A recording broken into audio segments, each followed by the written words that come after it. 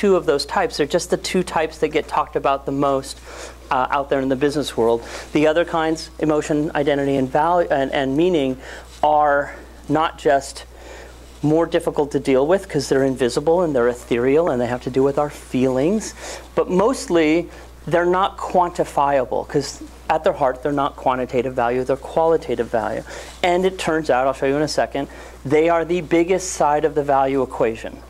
Out there in the world, even in business, the top three forms of value here are worth way, way, way more than the bottom two.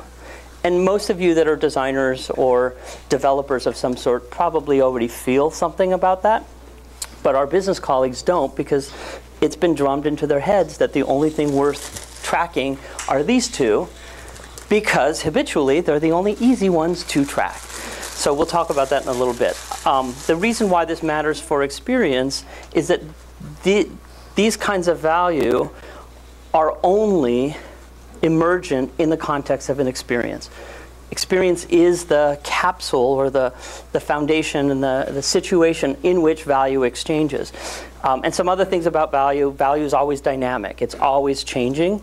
That all five of these kinds of values are being exchanged back and forth at all times. It's never just one, or never has to be just one.